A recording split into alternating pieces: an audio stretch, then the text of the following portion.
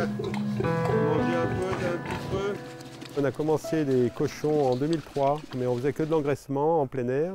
Le conseil régional du centre a mis en place des aides significatives pour installer des ateliers porc bio.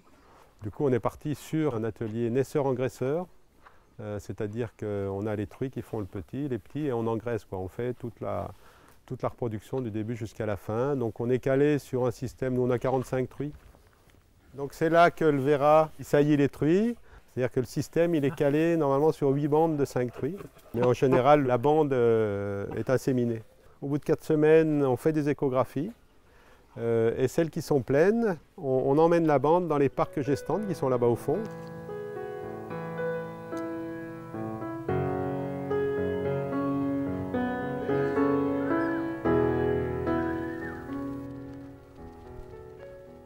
Voilà les parcs gestantes. Donc c'est là qu'elles viennent, une fois qu'elles ont été échographiées pleines, elles viennent ici.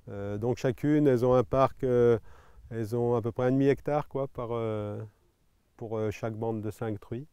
Donc elles ont de quoi faire. Donc le camping là, c'est la maternité. C'est-à-dire que dans chaque cabane, il y a une truie avec ses petits. Une semaine avant la date présumée de mettre bas, on remonte chaque truie dans une cabane, dans un parc maternité comme ça. Donc elle a le temps de faire son nid, une bonne semaine. Et puis elle met bas dans la cabane, elle reste avec leurs petits pendant 7 semaines. En bio, au minimum, c'est 6 semaines.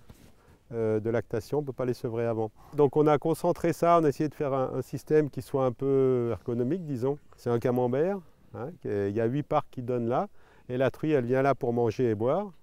Et puis ça permet aussi comme ça, si on a une intervention à faire sur une truie, de pouvoir la coincer et d'intervenir. Un des aspects de la bio, c'est qu'on a interdiction de couper les queues et de couper les dents aussi. Donc voilà, c'est pour ça qu'ils ont tous les queues. Au niveau des races, donc, on utilise un croisement avec des verras piétrins. Par contre, au niveau des truies, donc on est parti, le peuplement du troupeau, ça a été ce qu'on appelle des 3 voies, c'est-à-dire un croisement de Landrace, de Large White et de race chinoise. Et dans le cahier des charges, au maximum, on peut acheter 20% du renouvellement à l'extérieur en non bio. Voilà. Bon, nous, on est en dessous.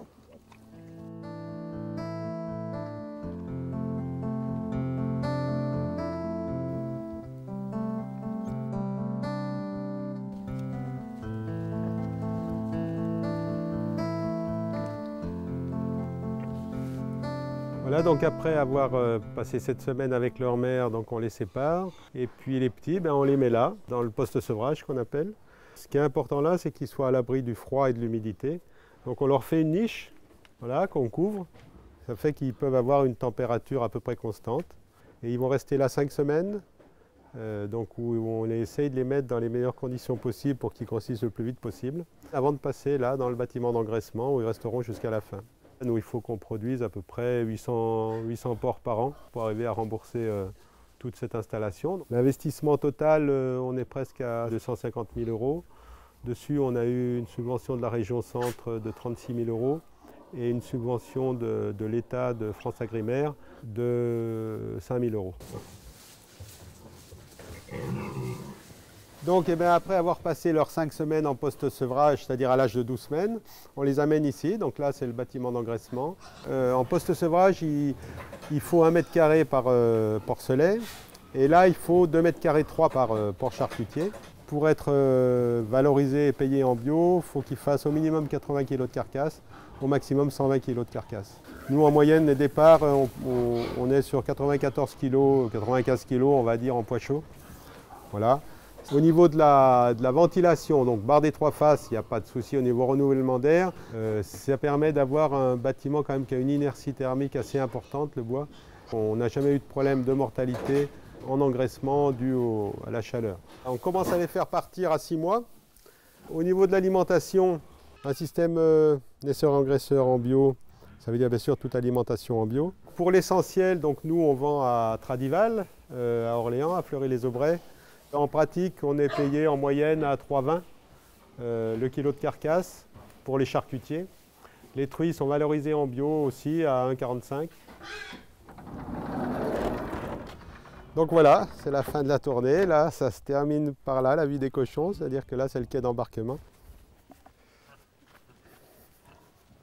Élever des cochons en bio, pourquoi pas vous? Il y a 3 ans, derrière moi, c'était un champ de triticale. On a monté l'atelier naisseur-engraisseur, il n'y avait rien. On a un marché qui demande, des consommateurs qui demandent du cochon bio. On a une agriculture bio qui est reconnue comme étant une des solutions aux problèmes qui se posent à la société et à l'agriculture. Il faut y aller.